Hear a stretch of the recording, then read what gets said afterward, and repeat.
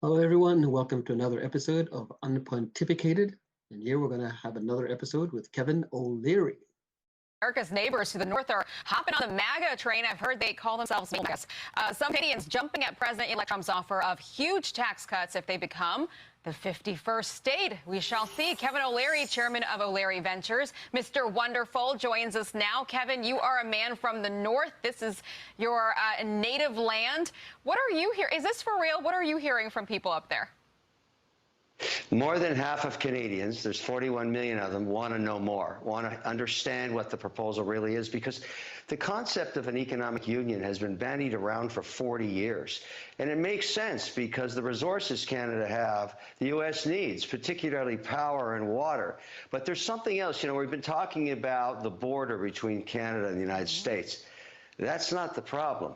The Pentagon is worried, and has been for decades, about the northern border where China and the USSR are. And we had NORAD decades ago, but China was a nothing burger back then. Now they're a serious problem. And I think in this kernel of an idea, and yes, maybe it was a joke to start, there is something great here to be done, because if you figured out a way to put these two countries together, it would be the most powerful country on earth. Okay, just a couple of things before we continue with Kevin O'Leary.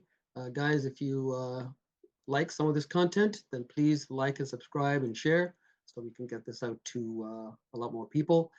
So first of all, Kevin says 50% of Canadians want to know more. I don't know where he got that stat from.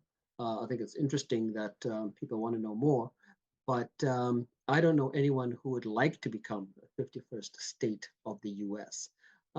As we listen to more, you'll see where Kevin is going with this.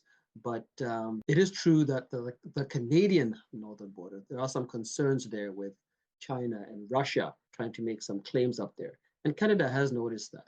So if you listen to Melanie Joly, our foreign minister, she did say that Canada is increasing its defense spending, especially in the north, getting more F-35s, I believe she said. I did have a video on this. So Canada is looking to defend its northern border a little bit more, taking it more seriously, any threats more seriously. So Canada is looking into that. So I was just interested in Kevin's claim that 50% of Canadians want to know more. I don't know where he got that claim, but let's continue.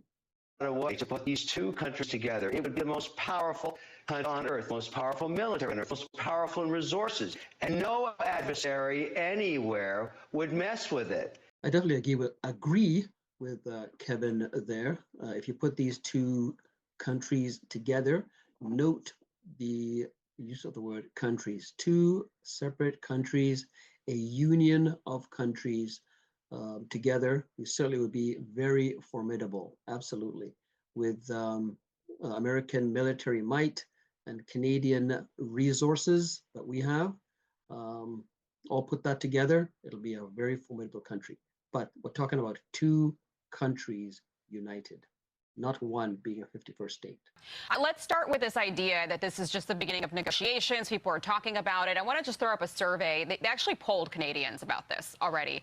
And this is what Canadians said about becoming the 51st state. 13% said yes, so there is a crowd there. 82% said no. But Kevin, what you're saying is maybe it doesn't have to be about taking the land. Maybe you can grow some kind of an economic union. That's what you want to help do, right? Yeah, that poll is irrelevant. No, Kevin, the poll is not irrelevant. The poll is clear. I bet that 13%, probably people like you who have spent a lot of time in the US, like and definitely like America because you spend the time there. You've made a lot of your money there. So they're probably people like yourself and probably comedians, you know, the Jim Carreys and the other comedians, Dan Aykroyd, probably even Justin Bieber. You know, 30% of Canadians who make a lot of money in the US and be like, hey, I'd love to be part of the US. Absolutely. Yeah, right. And then, of course, the 87% that said, no. Those are the run-of-the-mill, you know, us ordinary Canadians would be like, no, no chance. So let's not say that the poll is irrelevant. We are in a democracy. Majority wins. So, but let's see what Kevin continues to say about his desires to be part of a union. By the way, and I have no problem with that. I have no problem with being a union with the U.S., but not a but as two separate countries. Yeah, that poll is irrelevant. The opportunity is here is combining strengths. You don't have to sell the country, you don't have to even merge it, but you can create a union where you put together the things that matter: a common currency, a common passport, free-flowing trade across the border, particularly in energy. Yeah, I actually like that very much. A common currency, a common passport. I actually have no problem with that at all. It would actually be very nice. It's almost like free trade agreements. Let's flow.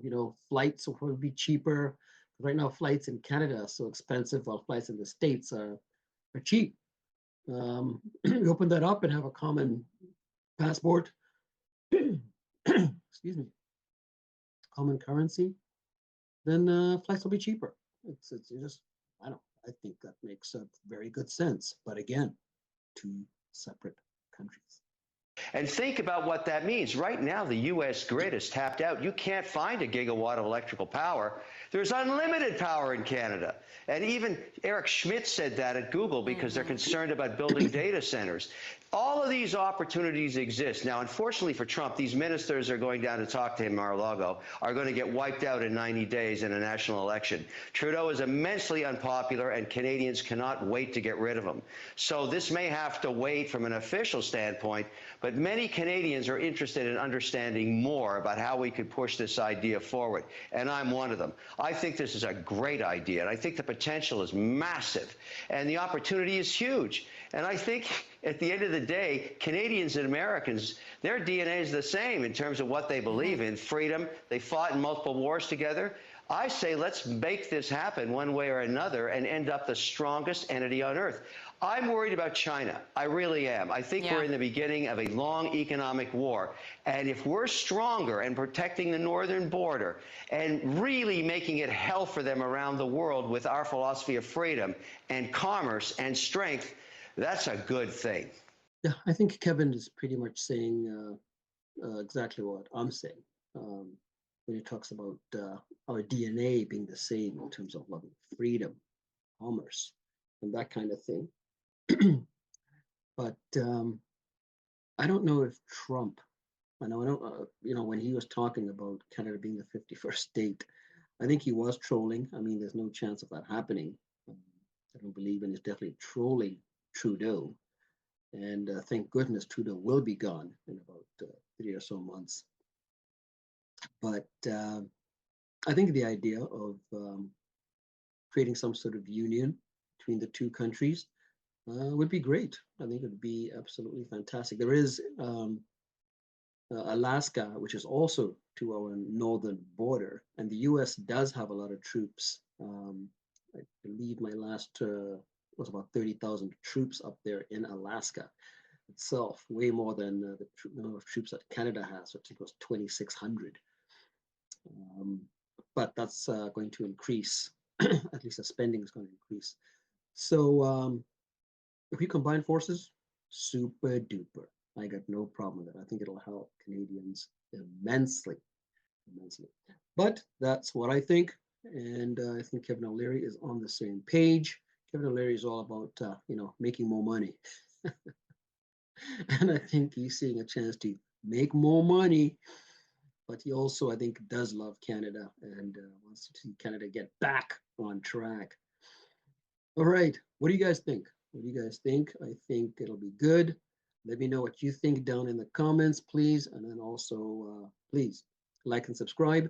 I do want to get to 100 subscribers by the end of January 2025.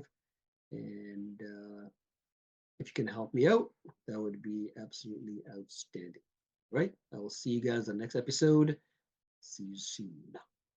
Bye-bye.